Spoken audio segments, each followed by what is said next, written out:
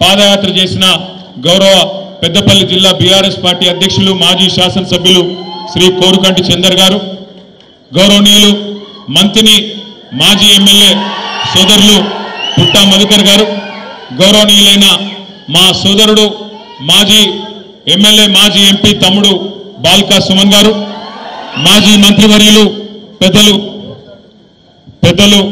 మాజీ మంత్రివర్యులు రాజేశం గౌడ్ గారు, గౌరవనీయులైన వేములవాడ నియోజకవర్గ ఇన్ఛార్జ్ పెద్దలు గౌరవనీయులు చెలిమెడ లక్ష్మీ నరసింహారావు గారు, మాజీ శాసన మండలి సభ్యులు నారదాసు లక్ష్మణరావు గారు, గౌరవనీయులైన మన జిల్లా పార్టీ అధ్యక్షులు సిరిసిల్ల జిల్లా పార్టీ అధ్యక్షులు సోదరులు తోట ఆగయ్య గారు, అదేవిధంగా జగిత్యాల జిల్లా పార్టీ అధ్యక్షులు మాజీ శాసనసభ్యులు పెద్దలు గౌరవనీయులైన శ్రీ విద్యాసాగర్ రావు గారు, గౌరవనీయులు రాష్ట్ర కమిటీ సభ్యులు రాష్ట్ర కార్యదర్శి పెద్దలు కర్రా శ్రీహరి గారు, పెద్దలు మల్కాజ్గిరి నియోజకవర్గ పార్లమెంట్ నియోజకవర్గ ఇన్ఛార్జ్ రాగిడి లక్ష్మారెడ్డి గారు, అదేవిధంగా పెద్దలు రవీందర్రావు గారు, మాన్యులు పెద్దపల్లి మాజీ శాసనసభ్యులు చూడ వెనకాల కూర్చున్నారు పెద్దలు గౌరవనీయులైన శ్రీ మనోహర్ రెడ్డి గారు, గౌరవనీయులు శ్రీ రవీందర్రావు గారు, గౌరవనీయులు మరి మన విద్యార్థి విభాగం అధ్యక్షుడు టూరిజం కార్పొరేషన్ మాజీ అధ్యక్షుడు తమ్ముడు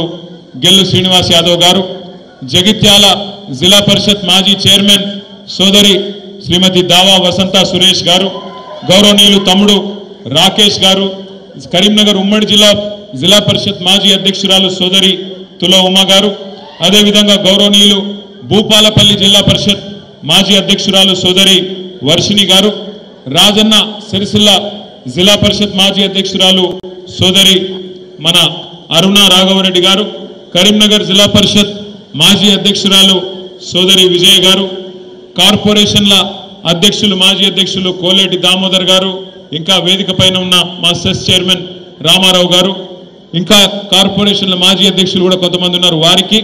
వారితో పాటు మరి ఈరోజు ఈ కార్యక్రమాన్ని కరీంనగర్ పట్టణంలో ఆర్గనైజ్ చేయడంలో కీలక పాత్ర పోషించిన పట్టణ పార్టీ అధ్యక్షుడు సోదరుడు హరిశంకర్ గారికి, ఇంకా అదేవిధంగా తమ్ముడు రవీందర్ రెడ్డి గారు, పొన్నం అనిల్ గౌడ్ గారు, ఇంకా వేదిక మీద ఉన్న పేరున గౌరవనీయులైన జిల్లా పరిషత్ సభ్యులు ఉన్నారు, జెడ్పీటీసీలు ఉన్నారు, మాజీ ఎంపీపీలు ఉన్నారు, మాజీ మున్సిపల్ చైర్మన్లు ఉన్నారు, కార్పొరేటర్లు ఉన్నారు, సీనియర్ నాయకులు ఉన్నారు, పేరున ఉద్యమకారులు అందరూ కూడా ఉన్నారు.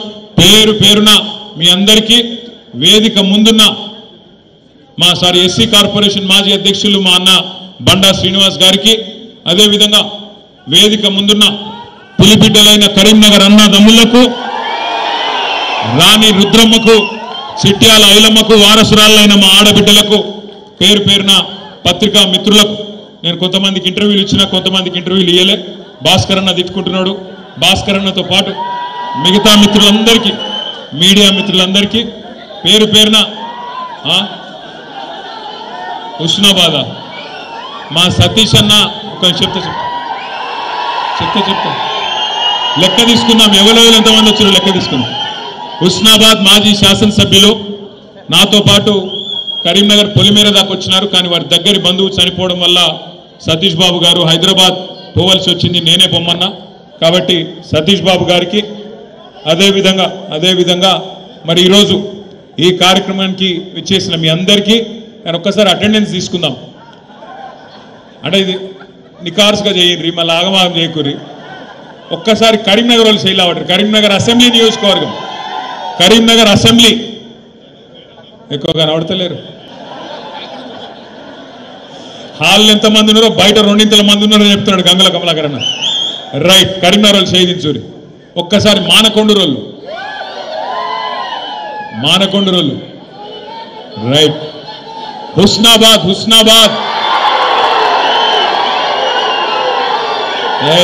నమ్మ దగ్గర లేదు.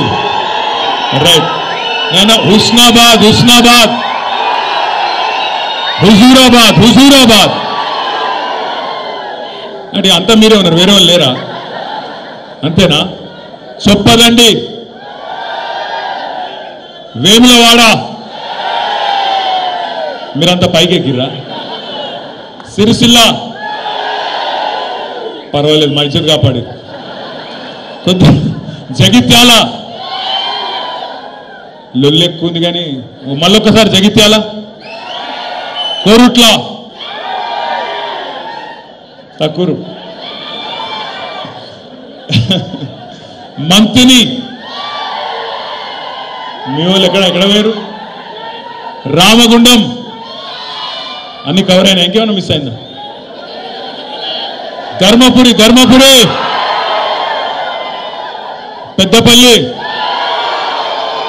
ఇక ఎత్తిన వాళ్ళే మళ్ళీ ఎత్తిన ఆగం చేస్తారు కానీ కూర్చోరు ఇక రైట్ అర్థమైంది నాకు కథ అర్థమైపోయింది కానీ హాల్ ఎంతమంది ఉన్నారో నిజంగా కరీంనగర్లో పెద్ద హాల్ లేకపోవడం ఎందుకు కమలాకరణ గిద్ద పెద్ద మనిషి ఉన్నాను కరీంనగర్లో పెద్ద హాల్ లేదంటున్నా అన్న పేరు పేరున మీ అందరికి నమస్కారం పేరు పేరున మీ అందరికీ స్వాగతం ఈరోజు కేవలం నిజంగా అనుకున్నది ఏంటంటే మొన్న అసెంబ్లీలో కమలాకరణ అన్నాడు అన్న ఏ పని మొదలుపెట్టినా కరీంనగర్కి వెళ్ళి మొదలు పెడితే సూపర్ హిట్ అవుతుంది మన ఉమ్మడి కరీంనగర్ జిల్లాకి వెళ్ళి మొదలు పెడదాం కార్యకర్తల సమావేశాలు ముఖ్య నాయకుల సమావేశాలు అనుకున్నాం అయితే నేను అడిగిన మరి అన్న మరి నియోజకవర్గానికి ఎంతమంది అంటావన్నా ఎంత ఉంటుందన్నా 100-150 మంది వస్తే మంచుకుంటే సాలు ముఖ్యులు అన్నాడు నిజంగా పిలిచింది 100-150-200 మందినే కానీ ఇవాళ ఇక్కడ హాల్కి వస్తే దగ్గర వేలాది మంది దాటుకొని లోపలికి వచ్చే పరిస్థితి వచ్చిందంటే మరి మన పార్టీ ఎంత బలంగా ఉన్నదో ఉమ్మడి కరీంనగర్ జిల్లాలో దాన్ని బట్టే చెప్పొచ్చు ముందుగా మరి మీ అందరికీ తెలుసు నేను ప్రత్యేకంగా చెప్పాల్సిన అవసరం లేదు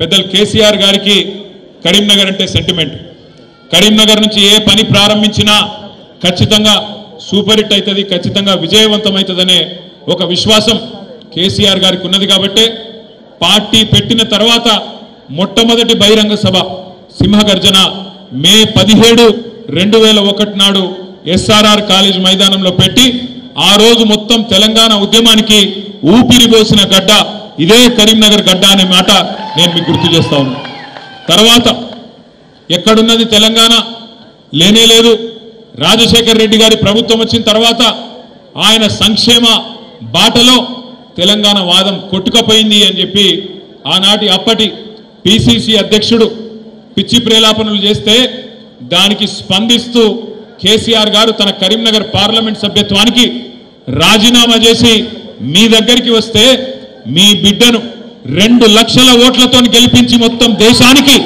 కరీంనగర్ దమ్మేందో తెలంగాణ దమ్మేందో చూపెట్టిన గడ్డ కరీంనగర్ అదే విధంగా సందర్భం ఏదైనా పరీక్ష ఏదైనా అన్యాయం ఎప్పుడు జరిగినా ఎలాంటి అణచివేత జరిగినా ఎలాంటి వివక్ష మన పట్ల ఉన్నా ప్రతి సందర్భంలో తిరుగుబాటు జెండాను ఎగురవేసి అగ్రభాగాన నిలబడ్డ గడ్డ పోరాటాల పురిటి గడ్డ కరీంనగర్ కాబట్టి ఇక్కడికి వచ్చి నేను మీకు ఎక్కువ తక్కువ చెప్తే తాతకు దగ్గులు నేర్పినట్టు అవుతుంది ఎక్కువ చెప్ప కానీ కొన్ని విషయాలు మాత్రం మనం గుర్తు చేసుకోవాలి ఇవాళ ఒక ఉత్కృష్టమైన సందర్భం 24 ఏళ్ళు నిండి 25వ సంవత్సరంలో ఉద్యమ పార్టీగా పుట్టి 10 ఏళ్ళు అధికార పార్టీగా తెలంగాణ ప్రజల తలరాతను మార్చి గత 15-16 నెలలుగా ప్రతిపక్ష పార్టీగా కూడా ప్రతిపక్షం అంటే ఎట్లుండాలనో అధికార పార్టీకి ముచ్చెమటలు పట్టిస్తున్న పార్టీగా తప్పకుండా కొన్ని విషయాలు గుర్తు చేసుకోవాలి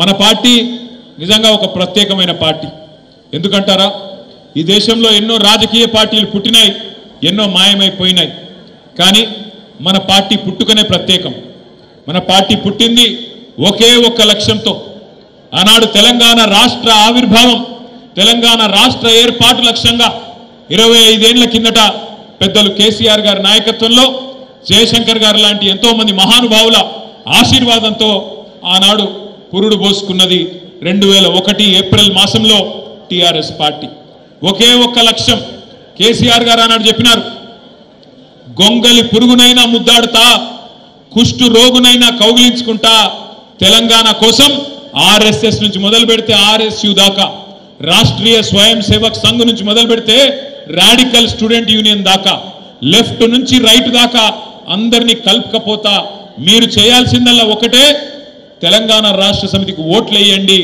ఎమ్మెల్యేలుగా ఎంపీలుగా మాకు అవకాశం ఇవ్వండి ఢిల్లీ మెడలు వంచి తెలంగాణ తెచ్చి మీ దగ్గర పెడతా దబ్బన మధ్యలగిన నేను తప్పుకుంటే నన్ను రాళ్లతోని కొట్టి చంపే అధికారం మీకిస్తున్నా అని చెప్పిన నాయకుడు మన నాయకుడు కేసీఆర్ గారు అట్లాంటి కమిట్మెంట్తో బయలుదేరి ఉన్న పదవులకు రాజీనామా చేసి ఆనాడు 45-46 ఏళ్ల వయసులో కేసీఆర్ గారు పార్టీ పెట్టిండు.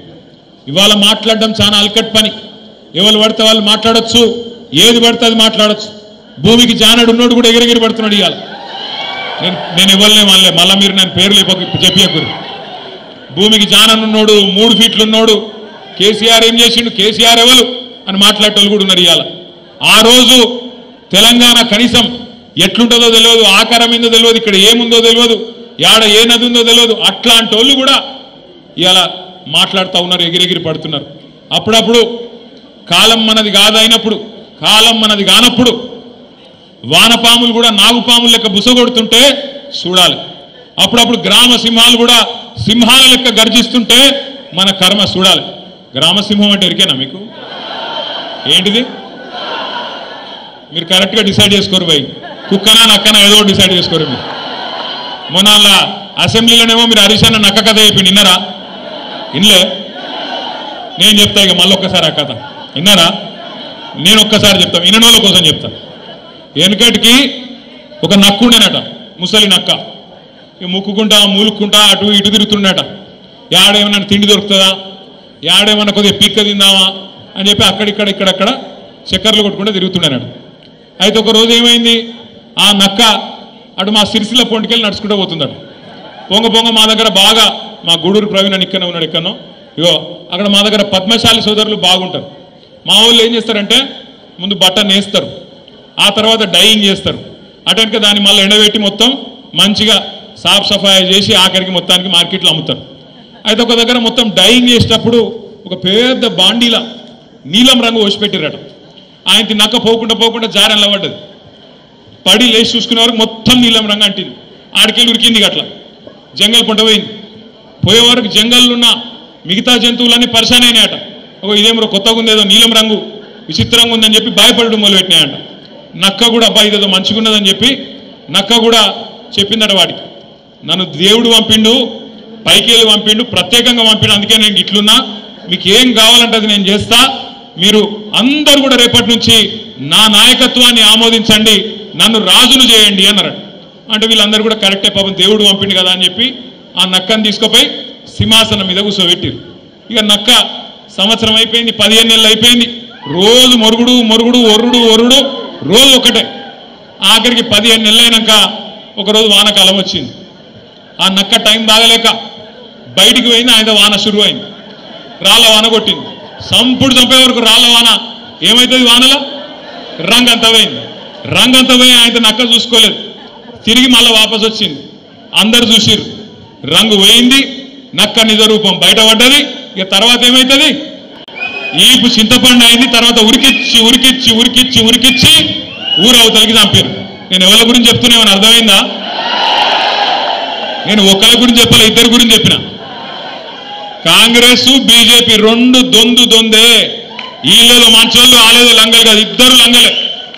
మోడీ గారు ఏం చెప్పిన 2014లో, भाइयों बहनों आप सभी लोग मित्रों आप सभी लोग मुझे वोट दो, मैं जन धन खाता खुलवाऊंगा, आप सबको 15 लाख धन डाल दूंगा. पढ़े 15 लाख 15 लाख పడాలి. కానీ మనకు ఎందుకో కానీ మరి బీజేపీకి ఓట్లు అయితే బాగానే గుద్దుతున్నారు. కరీంనగర్లో 15 లాఖ లేదు, 15 రూపాయలు కూడా లేదు, వచ్చింది లేదు, చేసింది లేదు.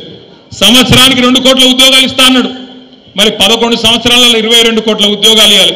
వచ్చినాయా ఉద్యోగాలు? రాలే. అక్కడ ఆ మోసం, ఇక్కడ 6 గ్యారంటీలు, 420 హామీలు, 420 మాటలు, ఇక్కడ ఈ మోసం. అందుకే నేను చెప్పిన నక్క కథ ఒక కాంగ్రెస్ గురించో రేవంత్ రెడ్డి గురించో కాదు, ఇద్దరి గురించి. కాంగ్రెస్ బీజేపీ ఇద్దరు మోసగాళ్ళే. ఈ మోసం నిన్నీయాల చాలైంది కూడా కాదు. భారతీయ జనతా పార్టీ 1998లోనే ఆంధ్రప్రదేశ్ రాష్ట్రంలో ఆనాడు కాకినాడలో ఒక తీర్మానం పెట్టింది వాళ్ళ రాష్ట్ర కమిటీలో. ఒక్క ఓటు వేయండి బీజేపీకి, 2 రాష్ట్రాలు ఇస్తాం, ఒక ఓటు 2 రాష్ట్రాలు అని చెప్పి 1998లోనే కాకినాడలో తీర్మానం చేసింది. మరి ఇచ్చిండ్రా తెలంగాణ 98 తర్వాత? ఇచ్చిర్రా అయింది? ఇయ్యలే. కాకినాడ తీర్మానం కాకెత్తుకపోయింది. బీజేపీ ఆ రోజు మోసం చేసింది. ఇక కాంగ్రెస్ మోసం అయితే చెప్పే అవసరమే లేదు. మొదటి నుంచి మోసం చేసుకుంటూ వచ్చిన పార్టీ తెలంగాణకు కాంగ్రెస్ పార్టీ. మనందరం గుర్తుపెట్టుకోవాల్సింది ఒకటి, ఇవాళ మనం ఉన్న ఒక ప్రత్యేకమైన పరిస్థితుల్లో 24 ఏళ్ల నుండి 25వ సంవత్సరంలో అడుగు పెడుతున్న ఈ సందర్భంలో రాష్ట్రంలో ఏ మూలకి పోయినా, ఏ ఊరికి పోయినా, ఏ గల్లికి పోయినా, ఏ మనిషిని ఇట్లా కదిపినా ఒక్కటే మాట వినబడుతున్నది. పోయి ఒక రైతును అడగండి, ఏ ఊళ్ళోనైనా సరే, అది మా గంభీరావుపేట మండలం నర్మాల కావచ్చు, లేదా ఇక్కడ ఎల్కతుర్తి దాకా కావచ్చు, లేదా అక్కడ పోతే మంతినిలో కాటారం దాకా కావచ్చు, ఇంకొకడ కావచ్చు, ఎక్కడ పోయి ఏ రైతును ఒక్కసారి ఇట్లా ఒక్క మాట మాట్లాడించినా గుడ్లకెళ్ళి నీళ్ళు వస్తున్నాయి. బాధ మామూలు బాధ వ్యక్తం చేస్తలేరు. ఏం